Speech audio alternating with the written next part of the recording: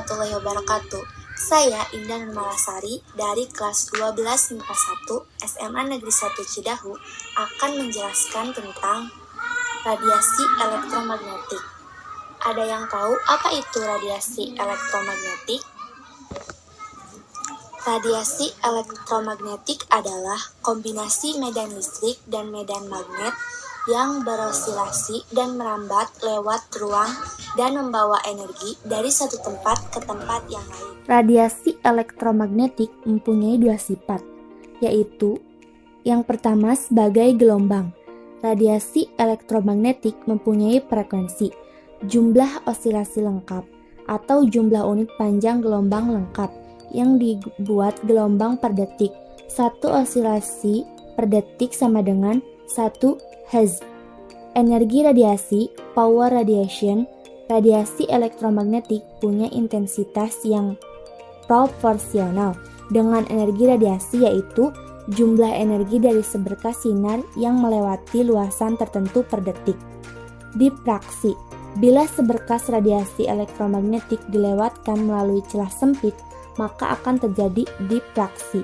Dalam diffraksi terjadi perubahan atau pemisahan panjang gelombang. Panjang gelombang, jarak dari puncak ke puncak antar gelombang.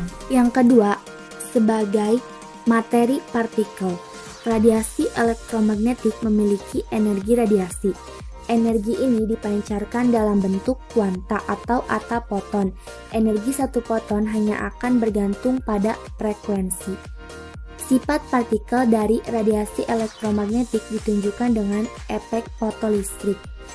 Rumusnya E sama dengan H dikali F sama dengan H dikali C per lambda, dengan E adalah energi foton satuan Joule, F adalah frekuensi radiasi elektromagnetik satuan Hz,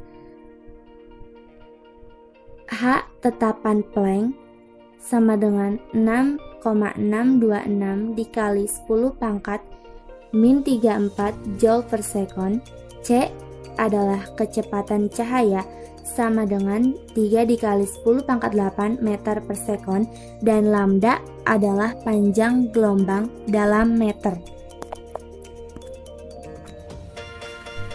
Sumber radiasi. Sumber radiasi elektromagnetik berasal dari cahaya atau sinar matahari. Spektrum cahaya matahari dapat diuraikan di bawah ini. Sumber radiasi elektromagnetik yang pertama berasal dari gelombang radio. Frekuensi gelombang radio mulai dari 30 kHz ke atas dan dikelompokkan berdasarkan lebar frekuensinya. Gelombang radio dihasilkan oleh muatan-muatan listrik yang dipercepat melalui kawat-kawat penghantar. Gelombang radio ini dipancarkan dari antena dan diterima oleh antena pula. Yang kedua, gelombang mikro atau microwaves adalah gelombang radio dengan frekuensi paling tinggi, yaitu di atas 3 GHz. Gelombang mikro juga dimanfaatkan pada pesawat radar, radio detection and ranging.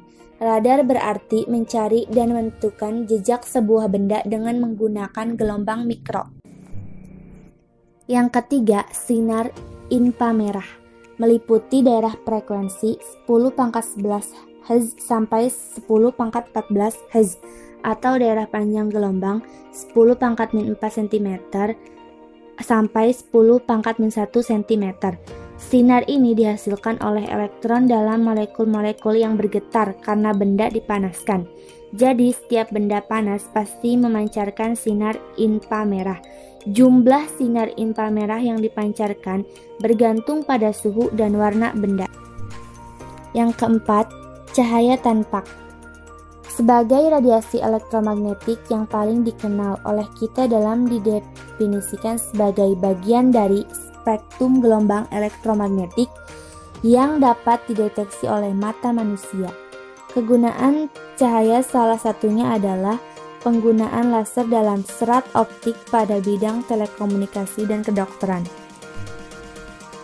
Kelima, sinar ultraviolet. Sinar ini mempunyai frekuensi dalam daerah 10⁻15 Hz sampai 10⁻16 Hz.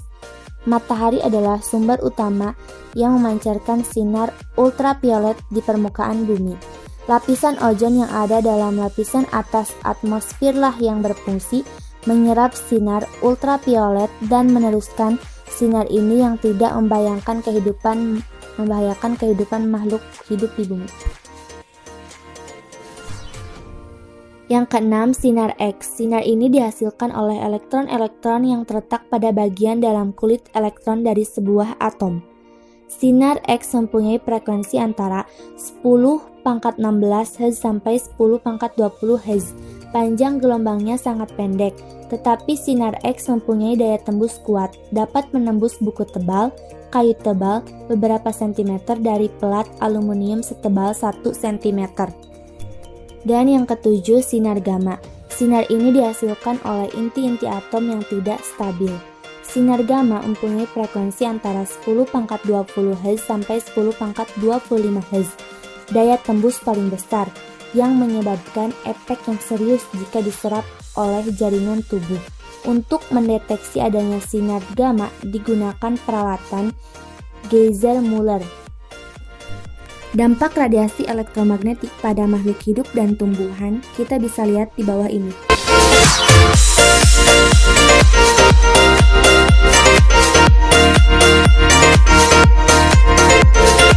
Kali ini kita akan membahas contoh soal.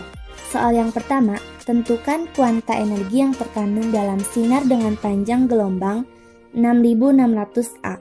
Jika kecepatan cahaya adalah 3 dikali 10⁸ meter per sekon dan tetapan Planck adalah 6,6 kali 10⁻34 joule per sekon. Pembahasannya, kita memakai rumus yaitu S sama dengan H dikali C per lambda sama dengan 6,6 dikali 10⁻34 dikali 3 kali 108 dibagi 6600 dikali 10⁻10.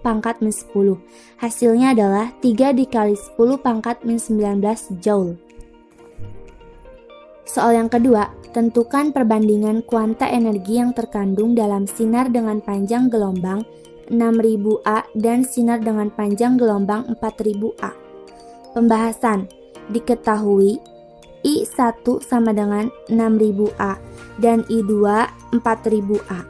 Dari rumus E sama dengan H dikali C per lambda, maka E1 perbanding E2 sama dengan I2 perbanding I1 sama dengan 4000 perbanding 6000, jadi hasilnya 2/3.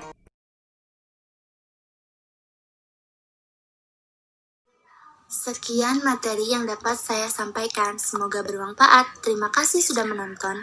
Wassalamualaikum warahmatullahi wabarakatuh.